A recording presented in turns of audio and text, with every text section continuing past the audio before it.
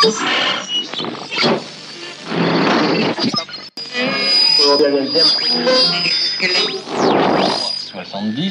deuxième était le... Bonjour Bruno Le Maire. Bonjour Marc Fauvel. Vous n'êtes pas candidat à l'élection présidentielle cette fois-ci, mais c'est vous qui êtes chargé de représenter le candidat Emmanuel Macron ce matin, car il a décliné toutes nos invitations qui étaient pourtant extrêmement nombreuses.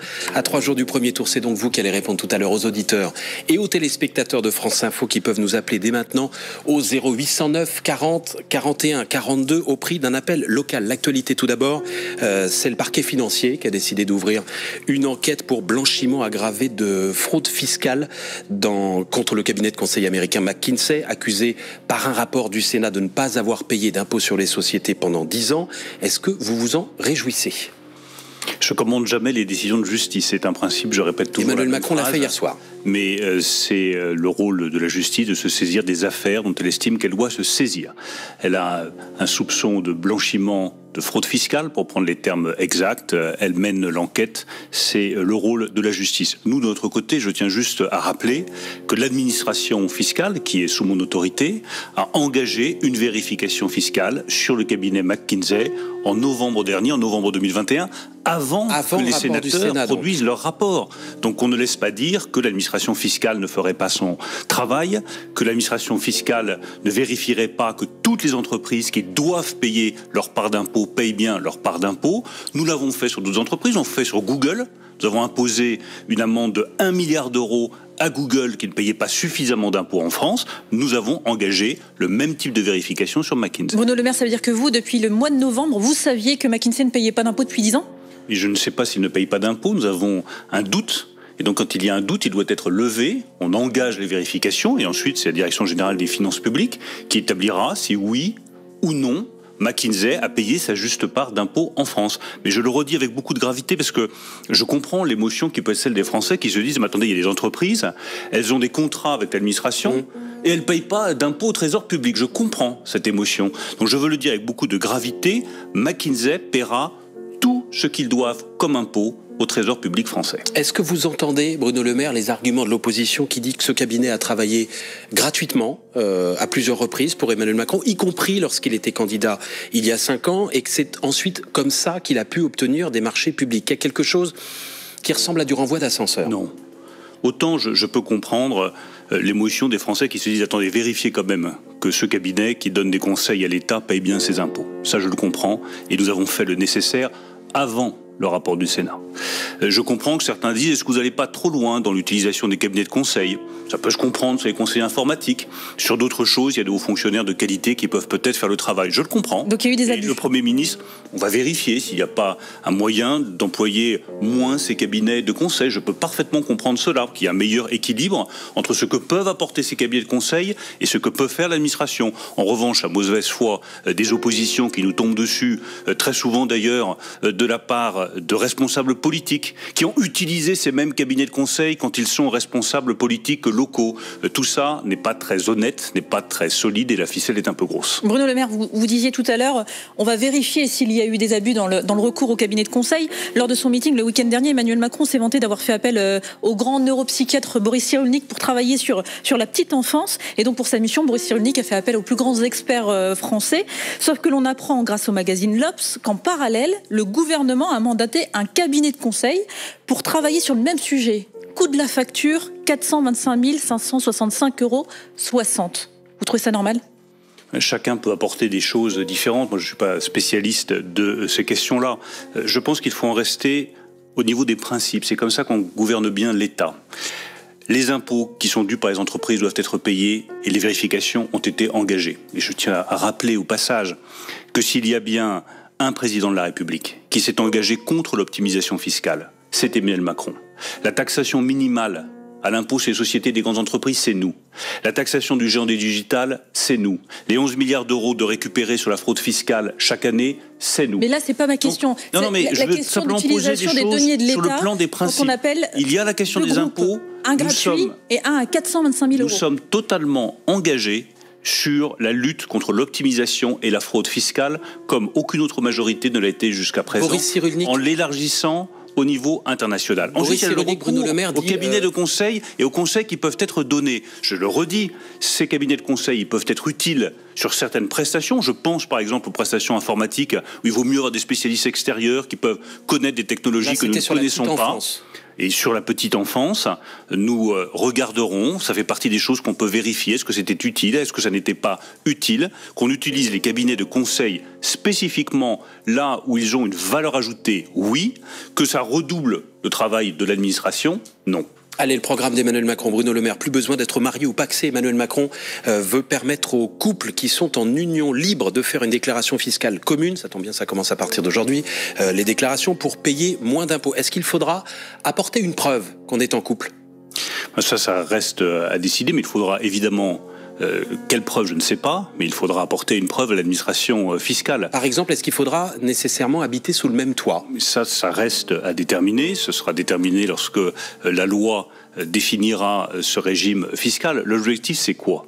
C'est que nous continuions à aller vers une baisse des impôts pour les ménages, quelle que soit leur situation, que vous soyez marié, que vous soyez pacsé, ou que vous soyez en concubinage. Aujourd'hui, marié ou pacsé, vous pouvez bénéficier d'un régime fiscal plus favorable. Le concubinage, non. Ce sera le cas. Avec quelle preuve pour l'administration fiscale? Ça reste à déterminer. Est-ce que vous voyez bien l'usine à gaz qui risque d'être mise en place? Il y a des couples, par exemple, qui ne vivent pas sous le même toit et pourtant ils sont en couple depuis plusieurs années. Même des personnes ça ne va pas ministre de l'économie, donc je ne vous dis pas que ça va être simple à mettre en place, parce qu'effectivement, il peut y avoir des couples en concubinage qui n'habitent pas sous le même toit. C'est bien pour ça. Il peut y avoir des colocataires qui peuvent dire qu'ils sont en couple alors que pas du tout. Il y a plein de situations. Et oui, donc il y a des risques d'abus aussi. Sont toutes parfaitement respectables. Il y a des risques d'abus, bien entendu. C'est pour ça qu'il y aura forcément une preuve à apporter à l'administration fiscale, laquelle nous la déterminerons plus tard. La retraite à 65 ans. Laurent Berger, le patron de la CFDT, dit que c'est une réforme inutile, car le système n'est pas fragile. Qu'est-ce que vous lui répondez? Je réponds qu'aussi, le système est fragile quand il n'est pas financé. Le système est fragile quand on ne dégage pas les moyens suffisants pour financer la dépendance, qui va être, on le sait tous, une des grandes questions du XXIe siècle. Nous vivons plus longtemps, nous avons devant nous des années après la retraite plus importantes. Il faudra financer cette dépendance, c'est une question sociale absolument majeure. C'est le régime des retraites qui financera la réforme de la dépendance. Le régime des retraites, s'il est équilibré, s'il dégage des moyens financiers, peut nous permettre de financer une dépendance digne. On en est loin. On l'a bien vu avec le scandale Orpea, on a bien vu la façon dont on traitait les personnes les plus âgées dans notre pays. Est-ce que vous pensez vraiment que nous sommes au niveau de ce que la France doit accorder à ses aînés? Moi, ma réponse est très claire. C'est non. Et ma deuxième remarque, c'est que tout ça va coûter très cher. Et que donc, la politique de l'autruche, qui consiste à dire, bon, il y a des déficits chaque année sur le régime de retraite, mais c'est pas grave, on va continuer comme ça, c'est une politique qui est irresponsable. Nous vivons plus longtemps, nous devrons tous travailler plus longtemps. Est-ce que le Conseil d'orientation des retraites dit que la trajectoire est maîtrisée? Mais trajectoire maîtrisée, oui, avec des déficits. Il dit qu'il va y avoir des déficits jusqu'en 2030, mais après ça s'arrange. C'est formidable. Cette idée de trajectoire maîtrisée avec des déficits, moi, c'est quelque chose qui m'échappe. Vous savez, je suis quelqu'un de simple. Quand il y a des déficits, il y a des déficits. Il vaut mieux les combler. Quand il y a une dette, il y en a pour la France, il vaut mieux faire en sorte de la rembourser.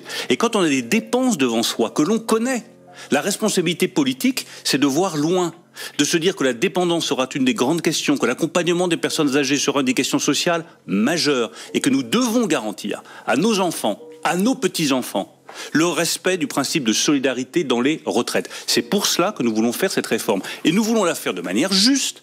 Ça ne veut pas dire que la personne qui a commencé tôt dans sa vie professionnelle va, elle, partir à la retraite à 65 ans. Elle pourra partir plus tôt, bien entendu, qu'on va tenir des carrières longues. Aujourd'hui, on peut partir à 60 ans quand on a commencé. Je termine juste, Marc Fauvel. On va le faire de manière juste, en tenant compte de l'âge d'entrée dans la vie active, et on va le faire de manière progressive. La première génération qui va effectivement partir à la retraite à 65 ans, c'est la mienne.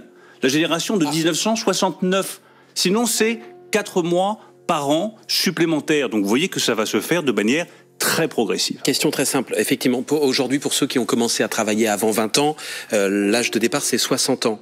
Est-ce qu'on va toucher à cet âge-là? Est-ce que ce sera 62, 63, 64 ? Sur les carrières longues, oui, l'âge ne sera pas nécessairement 60 ans, mais ça ne sera pas 65. Ce sera entre 60 et 65. C'est ce qui va être à définir avec les partenaires sociaux. On repousse de 3 ans comme pour les autres, 63 plutôt. On verra de combien d'années nous repoussons, mais nous tiendrons compte de l'âge d'entrée dans la vie active, parce que c'est une question de justice. Si vous avez démarré à 18 ans, 19 ans, et que vous avez eu une carrière plus longue que les autres, donc vous avez plus travaillé, il est légitime qu'on vous dise, vous allez pouvoir partir à la retraite. Avant, ça peut représenter jusqu'à un quart des personnes qui partent à la retraite, toutes ces personnes qui ont démarré très tôt dans la vie active. Nous voulons tenir compte de l'âge d'entrée dans la vie active. Et je réinsiste sur un autre point, il est très important. Ça va se faire de manière progressive. Enfin, en 2023, tout le monde ne va pas partir à 65 ans la retraite. Ça va se faire progressivement, oui, ça nous concerne, par exemple, sans brutalité. Moi-même. Ça vous concerne moins que moi, qui suis probablement plus âgé et qui donc vais partir à la retraite à 65 ans. Aujourd'hui, le départ à taux plein est à 67 ans, même si on n'a pas cotisé suffisamment. Est-ce que cet âge-là aussi, vous pourriez y toucher ? Non, cet âge-là, il n'a pas vocation à être modifié. À 67 ans, c'est la fin de la décote. En revanche, 65 ans, c'est l'âge légal de départ, sauf pour ceux qui sont partis plus jeunes.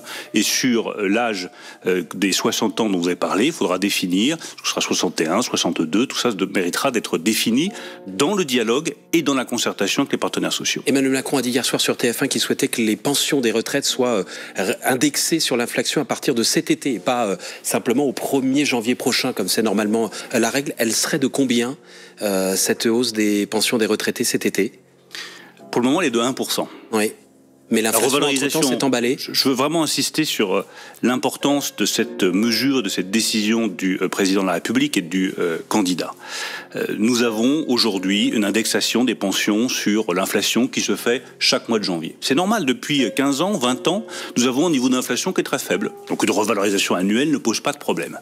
Là, nous avons voulu protéger tous les Français, les consommateurs sur l'énergie, les salariés avec le SMIC et aussi les retraités contre cette augmentation des prix, mais qui pèse sur la vie quotidienne de tous les Français, les prix alimentaires, les prix de l'essence, les prix du diesel, tout coûte plus cher.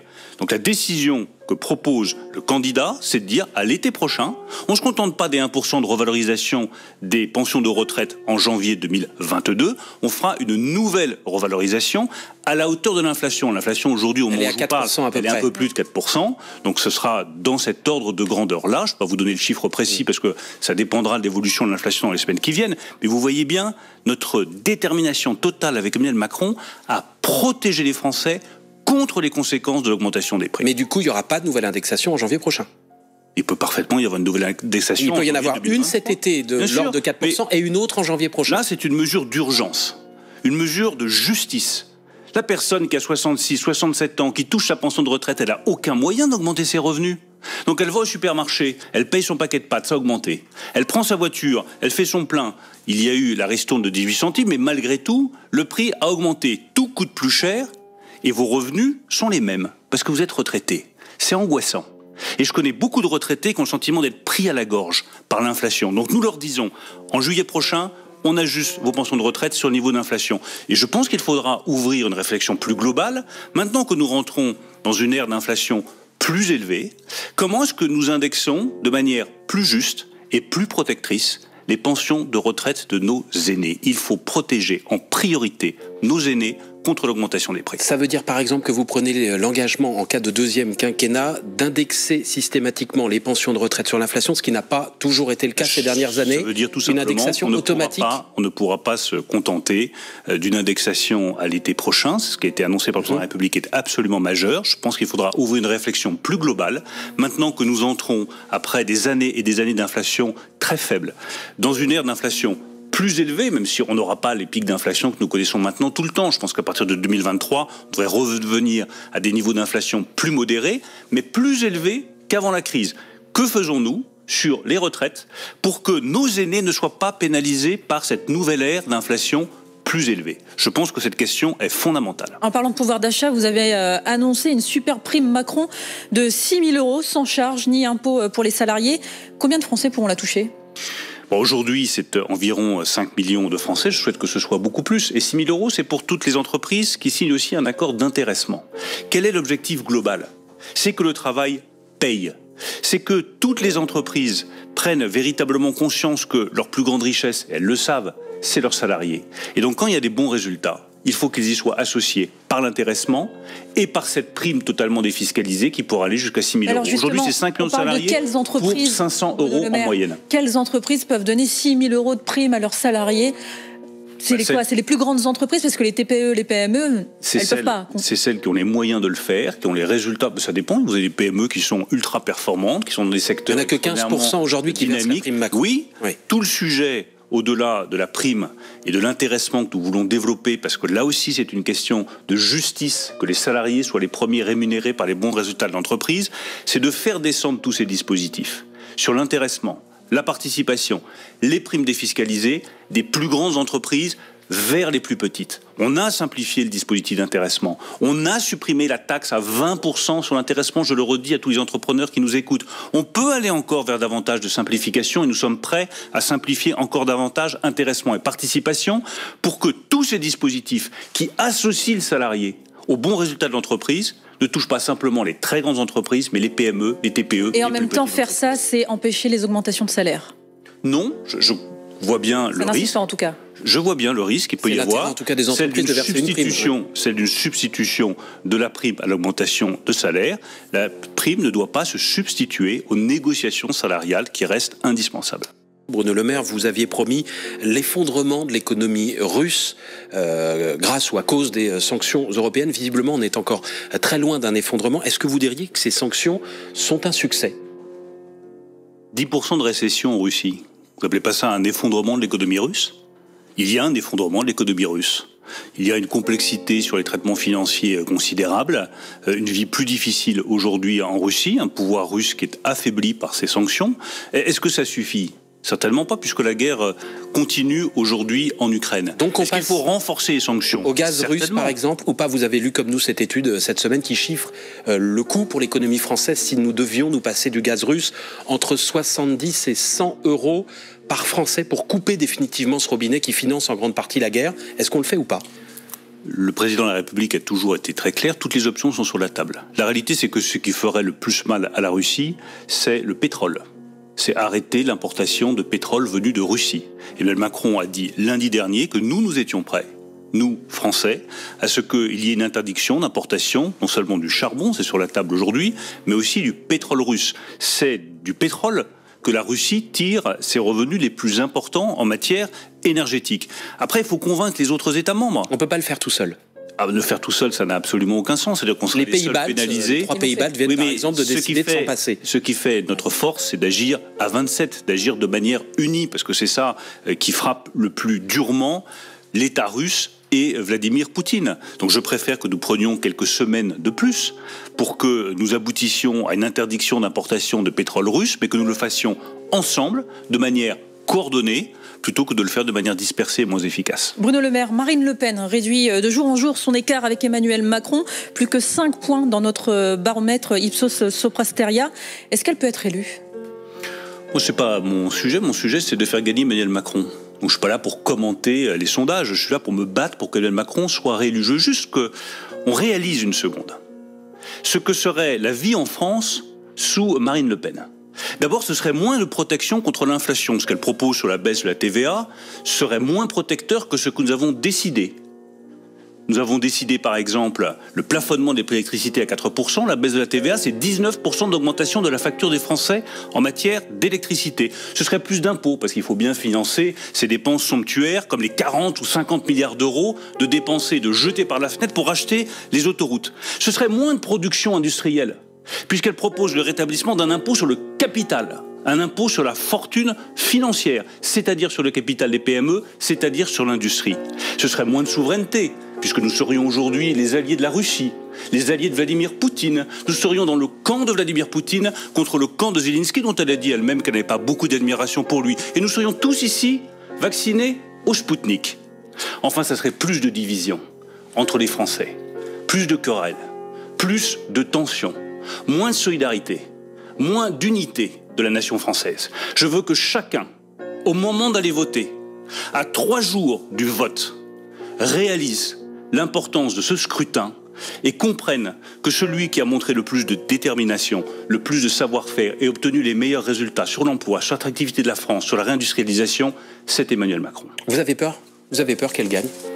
La peur ne fait pas partie des sentiments qui m'habitent à quelques jours d'une élection aussi grave que celle-là. Je vous pose la question parce qu'on a le sentiment, Bruno Le Maire, qu'Emmanuel Macron a un peu sous-estimé cette menace en entrant dans cette campagne très tardivement, en oubliant, semble-t-il, certaines règles de temps d'antenne. Tout simplement, vous avez vu comme nous, son unique meeting de campagne n'a pas pu être retransmis par la plupart des chaînes d'infos pour des questions de temps d'antenne, de temps de parole. Il a refusé le débat et aujourd'hui, les courbes sont peut-être en train de se croiser. Il est président de la République et il est candidat. Il doit mener les deux de front. Mais je peux vous dire que tous autour de lui, nous nous battons pour sa réélection. Et quand vous employez le mot de peur, ce n'est pas le bon mot. Et je pense que ça s'entend dans ma voix. C'est de la gravité.